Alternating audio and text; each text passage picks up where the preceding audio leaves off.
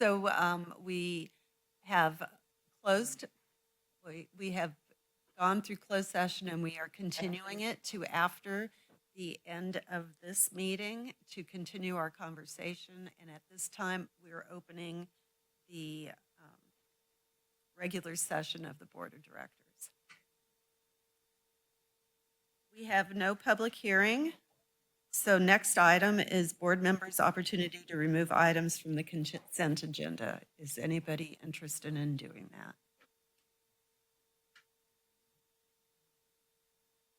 Okay, seeing none, do we have a motion? I'll move to accept the consent agenda. Second. We have a motion and a second. Roll call, please. Director Balboni, Aye. Vice President Lather, Yes. Director LaHue, Yes. Director Christensen, and President Jaffe. Yes. Okay, so we move on to the next item, which is oral and written communications. This is the opportunity for members of the public to speak on something that is not on the agenda. There are no members of the public here. Is there anybody online? Okay, so any board members want to bring up something that is not on the agenda? Seeing none? Yeah. Seeing none, I will move on to reports, and there are none. So now we're at administrative business. There are no conditional and unconditional will serves. So the next item would be receive information on the district's lead service line inventory. Hi, can everybody hear me? Oh, Yes. Lissa's going to be presenting on this item, Lissa Abbey. She's calling in remotely on Zoom.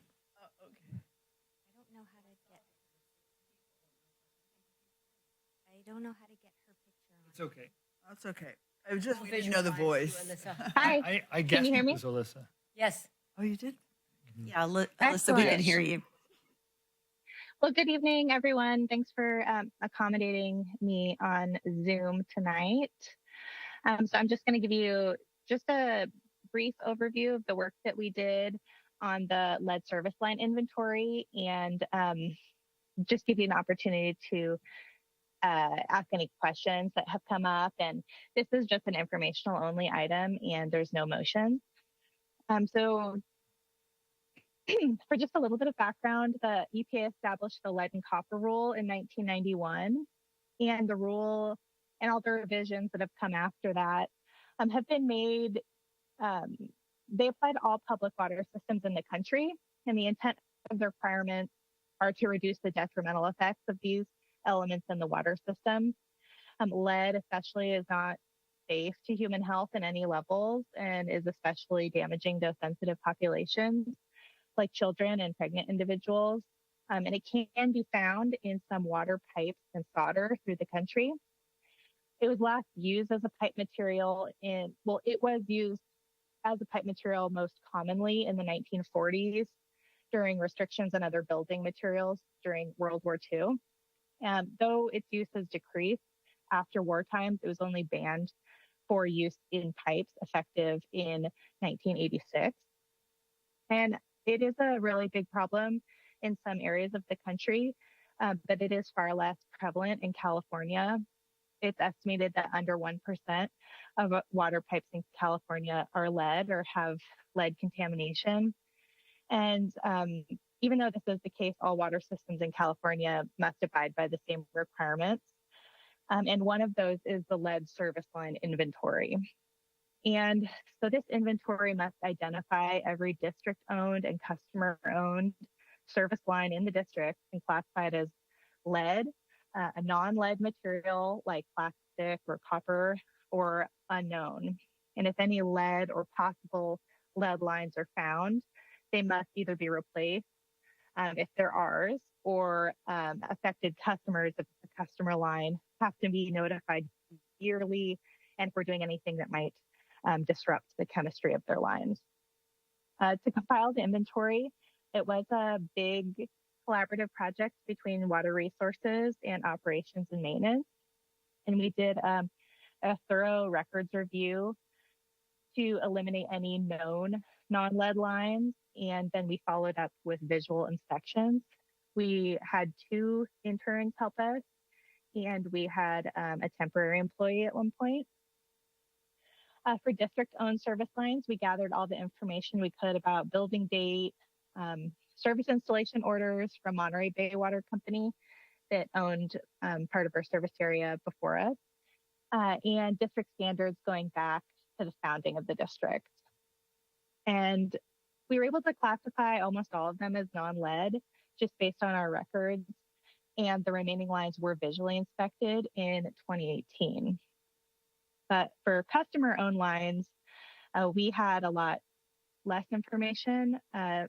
We gathered the information we could on building date, meter size, publicly available building and plumbing records.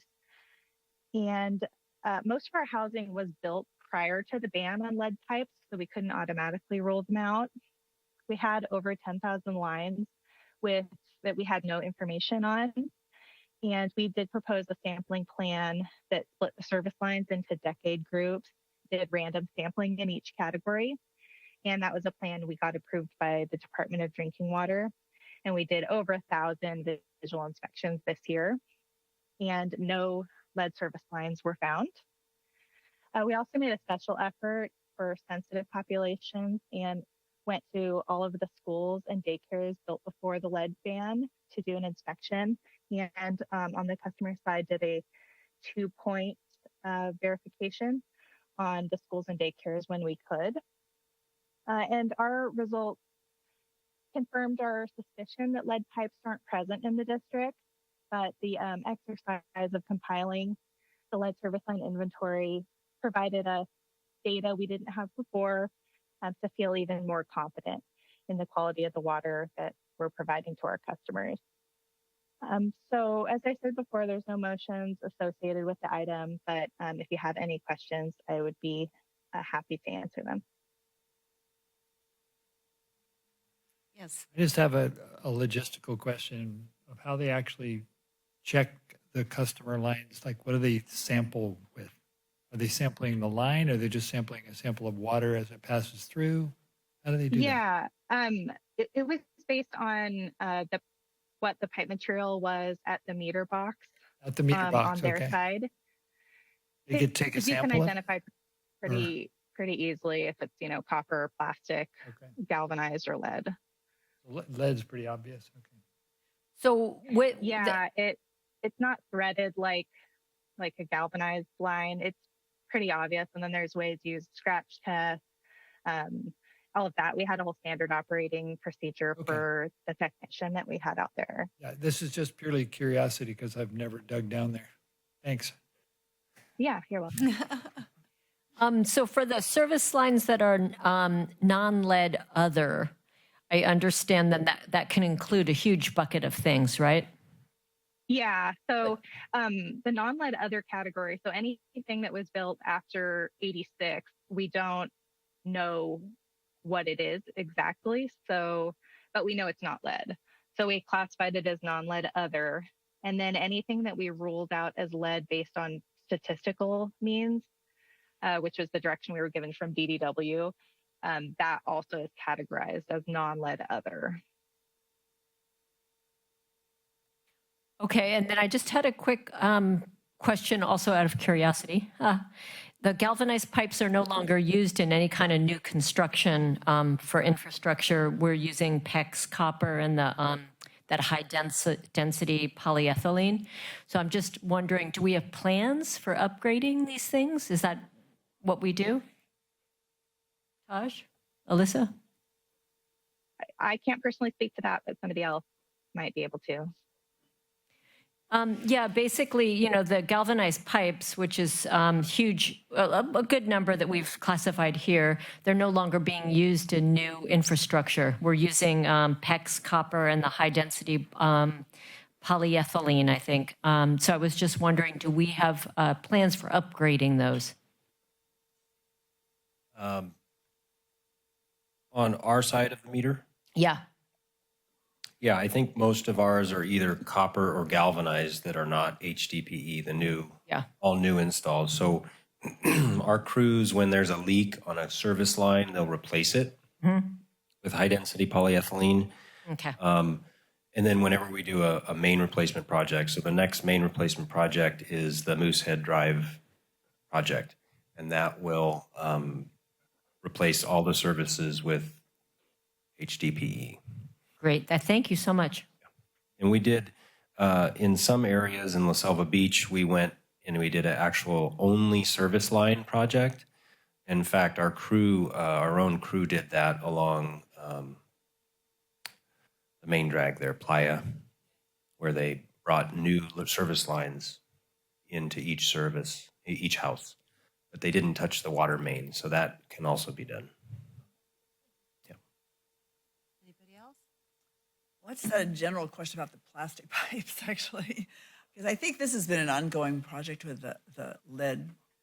The lead district's done a pretty thorough job. Pretty good.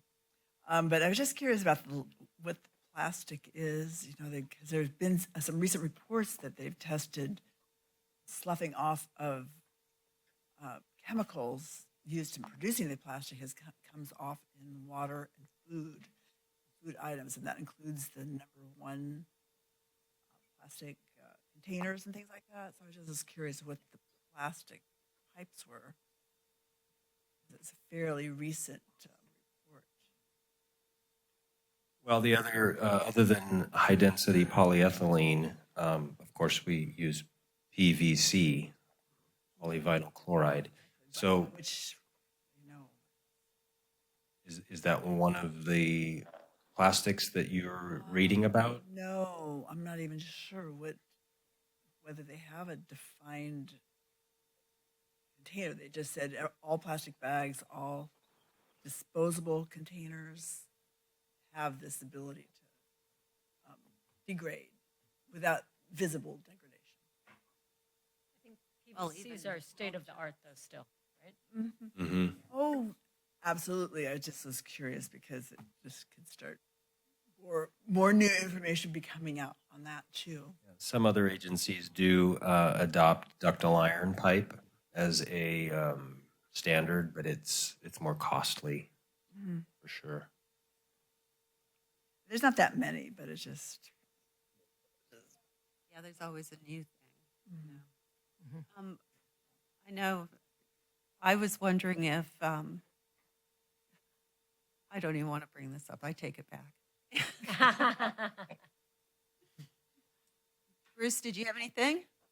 I did. My hand is raised. I will lower See it it now. now. It's hard to see because it's yellow. Yeah, sorry, I don't know how to change the color. Yeah, good point, Carla. I think we should get more information on that, and if there's a concern, then act on it.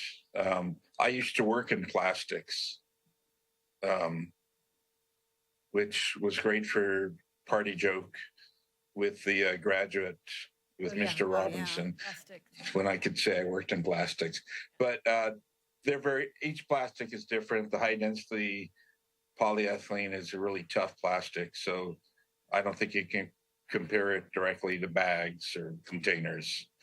But what I was wondering, and this might be too much in the weeds, Alyssa, is I actually was in a situation where a new building where the water hadn't been used for a long time, especially the hot water. There was some lead, and over time it became lower and lower as it was used more often. But are there criteria for when you sample? Because what I was told was that if you sample like first thing in the morning in a situation like that, there'd be higher lead contents before water had flowed through the system. Yeah, I mean, this particular analysis we didn't do, this didn't involve any sampling. But I know that there is a lead sampling program that our water quality compliance coordinator does do with some homes in the district, and they have a whole protocol for when that sample is to be taken. I don't have the exact details. Okay. Thank you. Yeah, you're welcome. I'll just say one more thing. Because I remembered why I got interested in this plastic thing. It was after the Paradise Fire, and not every house was burned down. So it was still a community there, but they had made extensive use of plastic service lines, and the fire melted the pipes, and it completely contaminated the whole system with chemicals, not just. And so I figured, I mean, that's just, it is a worst case scenario, but it just made me think that no plastic is completely invulnerable to degradation and things. Yeah, and I do remember when the Paradise Fire occurred, that was a lot of sessions were at Aqua and other agencies related to both protection of infrastructure and also the after effects of the fire, specifically with the PVC pipe that had burned. That is something that Taj had mentioned related to the different uses of pipes. What PVC is typically one that's used and buried underground, and ductile iron is one that is above ground, both for kind of the degradation and the longevity. Probably wise. But we can look into that, I think, as you've brought it up, and as President Jaffe has inquired, that we will provide a little bit more information to you. Yeah, I just think it's good to keep it on the radar because I actually went to an early conference right after the fire in Sacramento. It was a state disaster conference. That was, I was floored. I didn't expect that to be one of the serious results of the fire.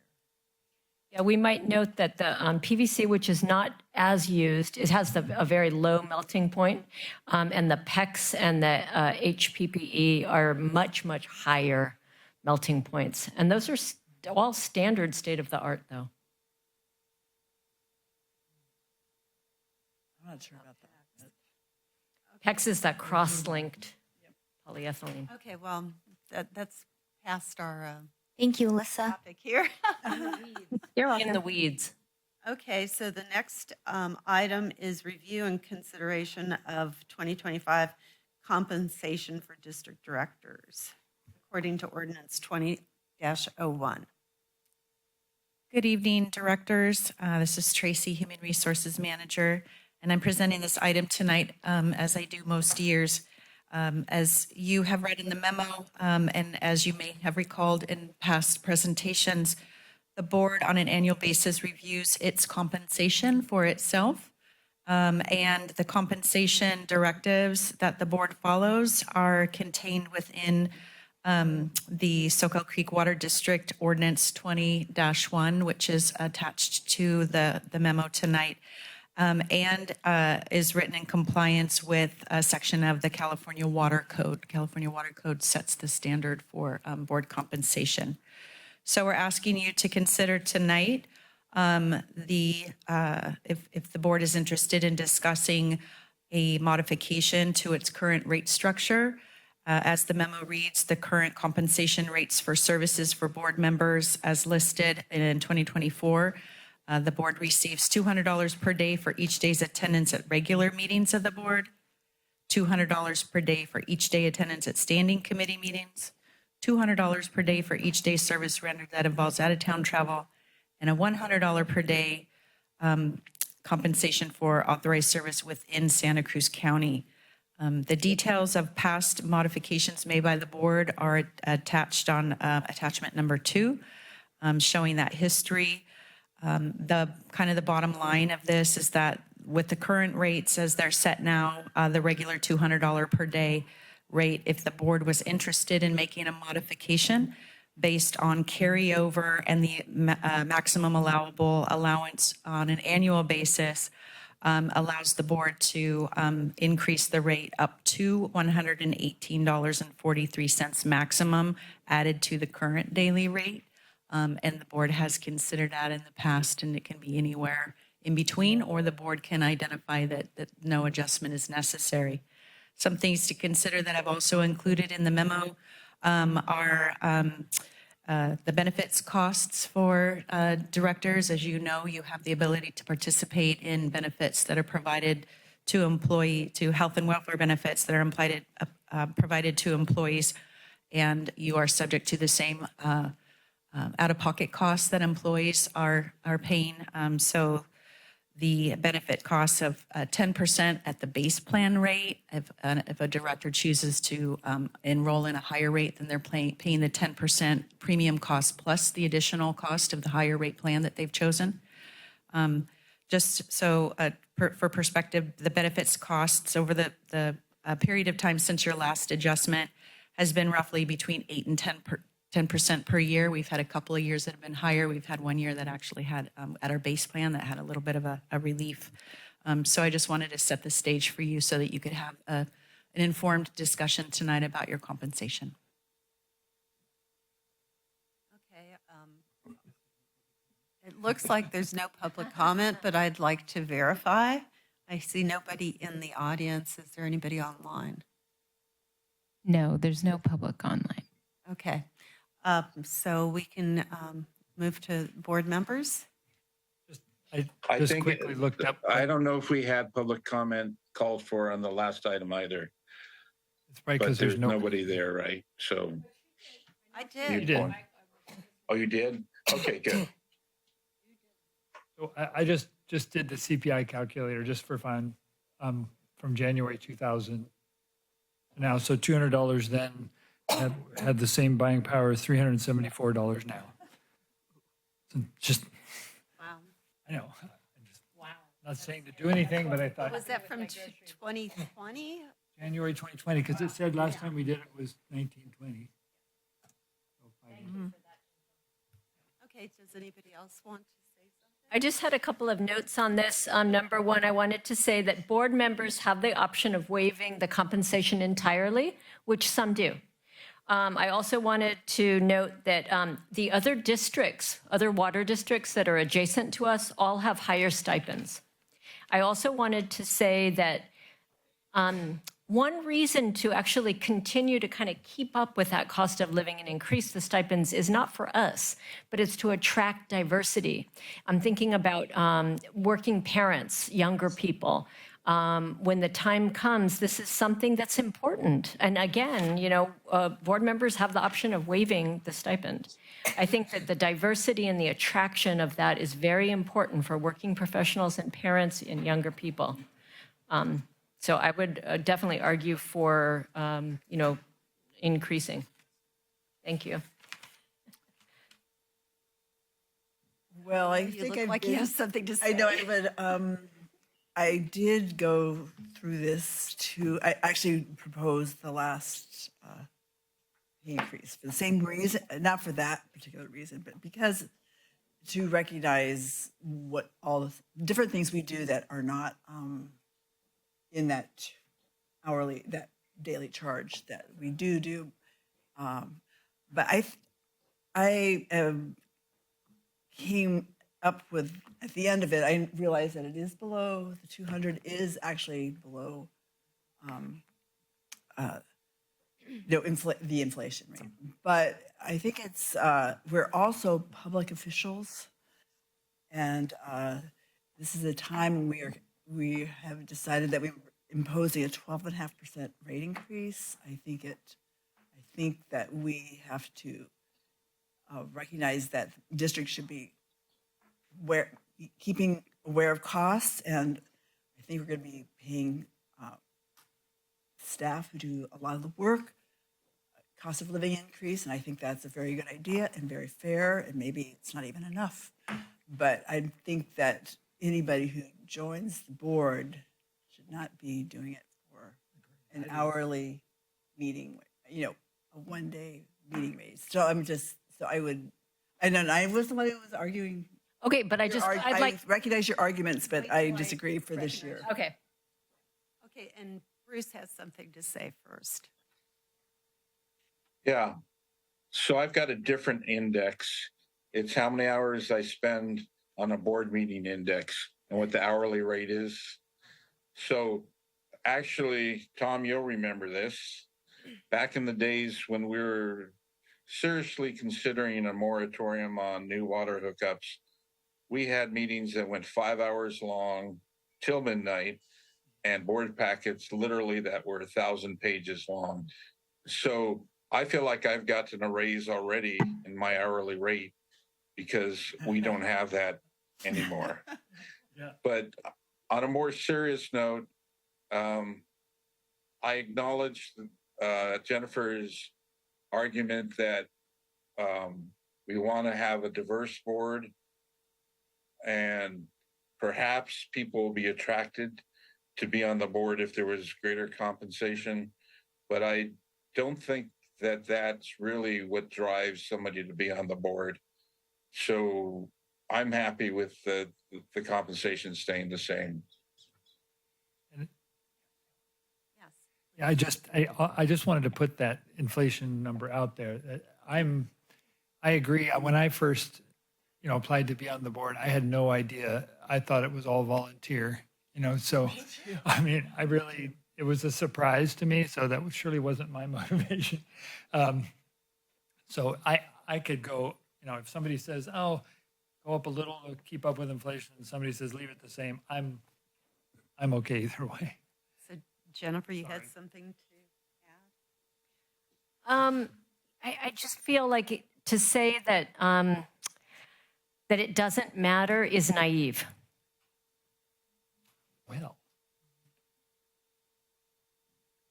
Okay, so now what? did you have an opinion? I always have opinions. We haven't heard yours. I want to hear yours. I didn't come into this to make any money. So for me, it doesn't matter. I mean, I do think that we should be compensated to a certain degree because we do. This is a hard job. It's usually not very easy and it's stressful. But I look at it and we spend maybe 4 hours at the most, including reviewing our packets, and 200 seems fine for that for me.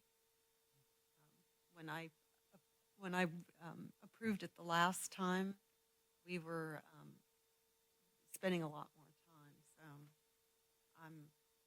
I'm fine with it staying the way it is because it comes up every year.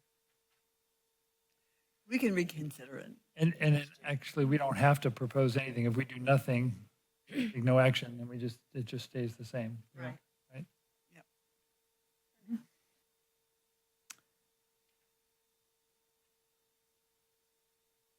Okay, so So they'll make a motion to not take no action. That's You don't have to make. you don't have to make a motion. We're just leaving it. That's a. Okay, so we can move on to the next item. yeah, exactly. Schedule the board's mandatory biennial ethics and anti-harassment trainings for 2025. Is there a presentation? Yes, I'll be presenting that as well, but I will not be presenting any trainings this coming year. What? Not coming back. As a consultant? So again, as you know, on an annual basis, we talk about the board's mandatory training. And I say that on an annual basis because we used to do it on an annual basis until 2 years ago. If you recall, 4 years ago, if you recall, there was a change to the sexual harassment prevention training that we had 4 years ago that required us doubling up 2 years in a row with training. We used to have a sexual harassment training on a different annual cycle than the ethics training. Now we have it on the same, and I know last year it felt a little rough. So I wanted to just point that out in the beginning because we do have a mandate by the state to have biennial trainings for both sexual harassment and ethics. We could double up if we wanted to do that in 1 year and get off cycle so that you would only have to do in the future 1 a year rather than the 2 a year that we're doing right now. And unfortunately, the state changed their rules, and so we had to make that up. So I'm throwing that out there just as something to think about as you're considering the training options that we're providing. Again, the ethics training is required by the state of California, as is the anti-harassment training. And those trainings are required for board members as well as staff.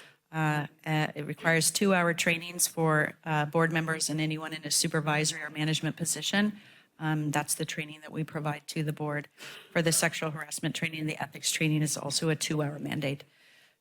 We're letting the board have an awareness of the different options that are there. In the past, we have had live trainings. Josh has been kind enough to perform the training for ethics, and he has indicated that someone from his staff could come down and do the sexual harassment prevention training live if that was at the board's pleasure. There are also, we kind of split it last year, there's also the opportunity to do online training. Both of these trainings have to be completed within the training year, which is this coming year, 2025. And so we're providing those options and asking for direction for staff so we know what how to move forward. We'd also are asking the board to provide us a deadline for the training, just to make sure that we've set that hard, fast date if we're going to be doing some online trainings for that deadline. Thank you. There's no public here, but I'm looking anyway to see if anybody has any comments before we move on to board discussion. Seeing no one, we will move to the board members to discuss this. Anybody have something to say? I see you turn on your lights. So. Yeah, so I would really encourage us to get together an in-person training. I would hope that could be on April 1st, and I would invite Scotts Valley, Central Water District, San Lorenzo, Pajaro Valley, Aptos La Selva Fire Protection. They need to do it too. We could also, I don't know, but if it's possible, the city of Santa Cruz, city of Watsonville, because this would give us like an incredible time to actually strengthen our regional partnerships and like also networking opportunities. It would be great. So I'm like, please, cheerleading for this. Thank you, That sounds Jennifer. like a great idea, Jennifer. Can I ask a quick clarifying question, though? There's 2 dates actually proposed because there's 2 different trainings. One of the dates that we're proposing was the April 1st date for the harassment prevention training. And the other date is March 4th for the ethics training. Oh, okay, so you'd have to do 2 dates? I thought it was one or the other. No. Do both, That's fine. why I'm clarifying. You want to do 4 hours. I do not want to ever do that again. Fine, two I did that dates, once. good. So why do they have to be, why can't they be done every other year then? They can be, and they have been, but the only way to do it, because we're in this cycle of 2-year training, is that you'll have to do one of these trainings 2 years in a row to get one of them off cycle. Oh. Does that make sense? Not at all.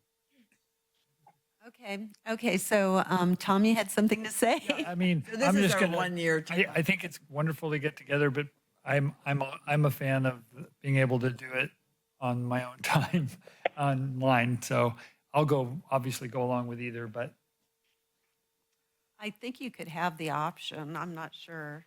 Not Yeah. that many, we have done it. We have opened it up, haven't we? And we didn't notice that there was that much opportunity for exchange. But I think it's a good idea. It's very much more efficient for one to have So, training in one Two place. questions on it. So the first one is, if we decide to do it in person and a board member wants to do it online, is it possible for them to do it online? Yes. They could Okay. do it online at their own at their Yeah. own time, because Yeah. there's trainings that are on demand. They can also be registered for a live training, because there's lots of live trainings that are offered. If you guys are interested in doing the non-live version with a trainer here, then I strongly suggest that you give yourself a hard, fast deadline so that we don't miss deadlines. Missed the deadline last time. So And then the other sorrowful. question, Tracy, So I'm all is for the I set don't- date. I don't know. I don't understand the on cycle, off cycle thing. Is what you're saying you want us to have a year in between trainings? So if we do the sexual harassment training now, then it'll be 2 years till we do it again? Well, I Correct. think- Oh, go ahead. let me see if I've got it straight. We would do both of them this year because we have to, because we're due for both of them. And then unless we do one of them again next year, we'll still be on the same, both of them at once every other year. So we'd have to double up, like say, do sexual harassment or anti-harassment training this year and next year. And then it would be every other year. It'd alternate. Then in 2026, you would only have to do ethics. 2027, you would do anti-harassment. And you would do 1 2-hour training every year. And that would be the cycle versus two trainings every 2 years. Well, I don't see the advantage to that myself, to have it every other year alternating, because you could do ethics in 1 month and do sexual harassment in another month, and there'd be one less training, unless I've got things wrong. Anybody else Essentially, have? by doubling up to get on cycle, we're doing one additional training. Yes. And quick question, are we compensated for this? Because I've spent hours and hours and hours online doing these and I'm not even finished yet. That's why one reason I'd like to do it in person. I think it'd be a lot faster, a better use of my time. I can respond to the compensation. If it's scheduled on a board meeting night, per the policy, directors are only paid for one meeting. So you'd be paid for the board meeting, which is $200. I'm just saying when we do it online at our house. You would Got it. compensate. No, I've never. I don't believe for so. that. It's, And I spent hours and hours and hours doing it. yeah, if it's online training. I don't think that's It's right. not part of the ordinance for compensation. Yeah. Correct. So that's an important thing to me. Thank you. Well, I have done both online and in person, and the in-person one is a lot better. I get more out of it, and I don't almost miss deadlines. Kept procrastinating, lose the thing, then have to find another source to get a training, and a lot more time wasted. Anyone else have But- anything to say before? But am I missing something here? Yeah. Okay, so getting them on this schedule by having an additional training this year, does it or does it not basically require one more training than if we're off schedule? I don't see any disadvantage to doing them in the same year if we're not going to do them on the same day, that's for sure. We've established that. But doing them in the same year, is there any advantage to that or disadvantage? It's probably a preference. In my case, I would prefer to do one every year rather than 2 in 1 year, because we have to schedule it, and scheduling is hard. And if you do it on your own, as Director Balboni has said, you do lose track of time, and it does seem to take a lot of focus. And it's a lot better to be focused in a I'll do whatever the other meeting. directors want, but it is an additional training by getting it on to an every other year schedule. We could bring that up again next year. Because right now, I'm going to just make the motion that we Yeah. have the 2 live sessions, March 4th and I April will 4th. second I it. second. Okay. Good. Second it. Is that needed? Yeah, so your the motions for motions 1 and 2, and Sorry, I You- got lost in the meeting. Well, that's why I was trying to bring it back here. Thank you. Okay, so we have a motion and a second. Do we have a roll call?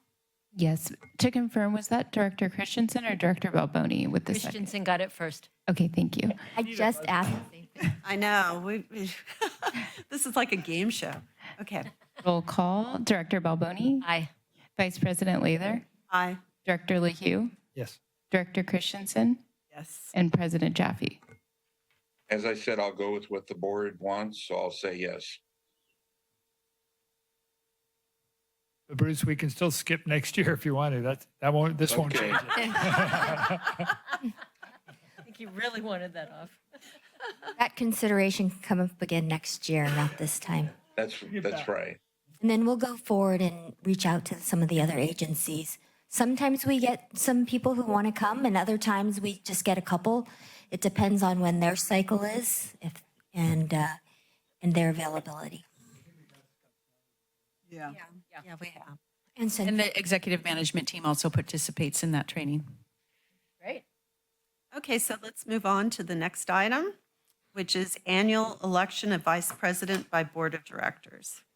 So is there a presentation? there's not necessarily a presentation. Obviously, we do this every year, and as described in the staff memo, this is the time where we elect the vice president because a couple years ago, back in I think 2017, was when the board decided that the vice president that would be coming in would then serve as president the following year.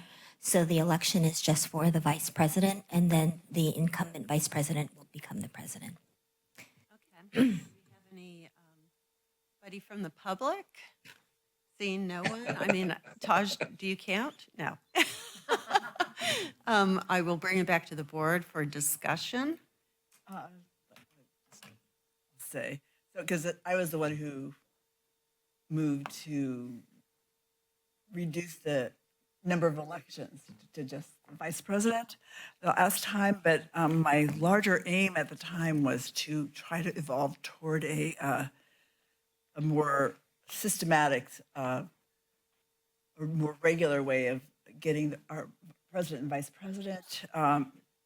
And I was prompted by Stephanie Harlan at City Council because they have a system where it goes by seniority.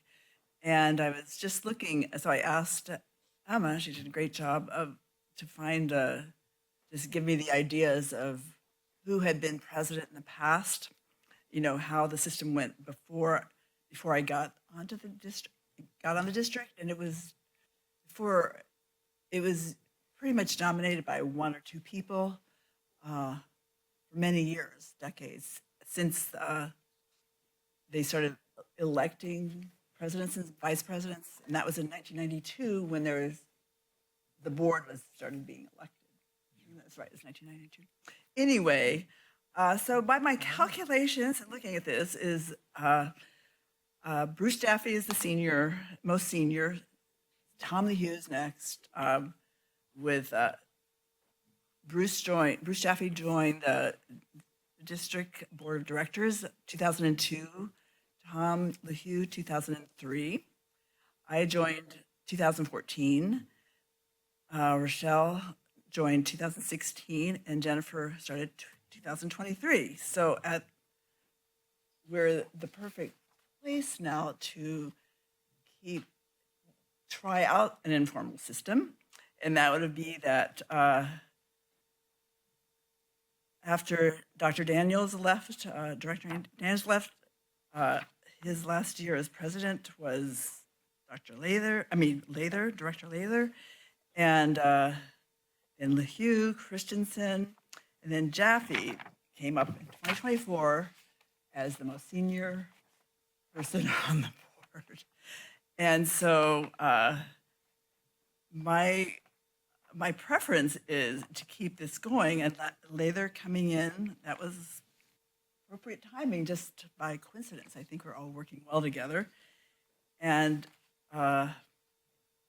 LaHue is the next logical choice to be vice president and then president. And ideally, it would give each board member a year to spend, have a year where they had to work as president, which is it is additional work, so you could turn it down. Dr. Jaffe did turn it down for many years because he had too much work, so he never was the president. But I think that changed, and I think that would help the engagement of the board in general. I think participating, that everybody participates in the agenda meetings, that really is an, I feel it really encouraged participation. I mean, I was at some of those early board meetings in the early 1990s, and it was the general manager and the board president talking, and the rest were just, and then they perk up for a vote, but, nothing, it was just a completely different climate. And so I think it would be a positive change if we can keep this rotation going. We could try it out informally, and if it doesn't really work, or it's too complicated, or it's ridiculous.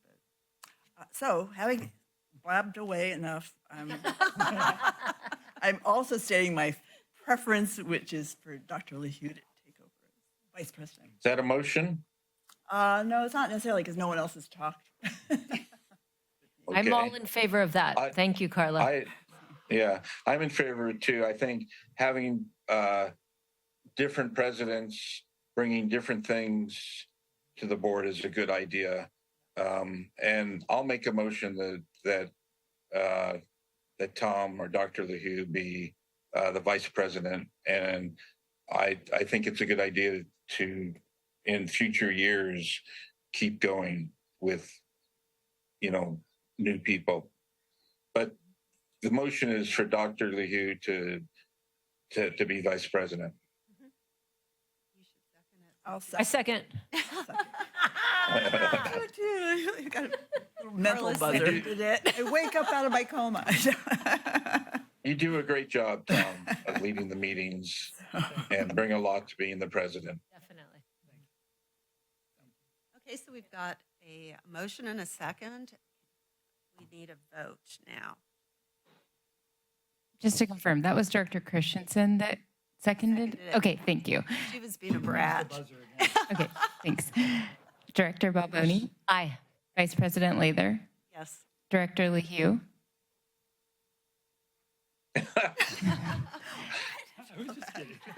Director Christensen, Yes. and President Jaffe. Definitely, yes. You scared me there for a while. I know. I was like, where is For she one going second, with I was this? like, what? Well, congratulations. Okay, so the next item is consider board member appointments on various standing committees, boards. This is a discussion. We don't have to take an action unless somebody wants to change something, but I would like to be more involved with the MGA again. I was involved with the starting of it and was the first chair of it. And then I intentionally backed away from it to focus on the groundwater sustainability plan and a committee that worked on that met 20 times, 3 to 4 hours. So preferably as a member of the MGA, but as an alternate if that's not acceptable. I think I still need to look for members of the public before we start talking, even though there's nobody here. There's nobody here, so now we can have board discussion. And if you'd like, Emma was prepared if you want. Yeah, that's right. Short. Oh, yeah. We also had staff presentations. Sorry about that, Emma. No, it's an annual item, so I think you all know what to do. This year, we just need an appointment for the MGA. And I was actually interested in being back involved too, but I also respect what others want. I think I just got on it, so I don't want to give it up. We might need to Rochambeau because it sounds like all 5 of us want to be involved. I'm willing to, give my spot up. I wanted to be involved, but, it doesn't meet that often, and I don't have the past experience that you two have, so you can Rochambeau if you want. Tom, if you want it, Carla I'll still be wants the to be on it. alternate. No, that's okay, Bruce. You go for it. Yeah, Carla still wants to be on it, Why don't- but you could have my place, Bruce. Yeah. Why don't we do that? Okay. Make a motion that for the MGA be Carla and Bruce and Jennifer continue to be the alternate. Yes. That sound okay? Yeah, because my part-time job's starting to take up more time than I realized, so I'm happy with that. Any other items that you'd like to change? I think, is that by motion? I made a motion, so. Oh, sorry. Should we make a motion on everything? No, that was a just separate one? thing, I Okay. think, wasn't it? So Then I'll second, or I guess I don't need to second. Somebody else should. why not? Okay, I'll second. I think you legally can. Well, usually the president doesn't do that. Right, I know. I got excited there because he was the president up there. That's true. Okay, so we have a motion and a second. Director Balboni, Aye. Vice President Leather, Aye. Director LaHue, Aye. Director Christensen, Aye. and President Jaffe. Aye. Thank you. Okay. Then And there was nothing else? How about that? That's it. you're on LAFCO, Jennifer's in floods, and you're still doing JPIA. Yeah, I'm And gonna go to then- the Aqua meeting. I think think that- is it in Monterey this time?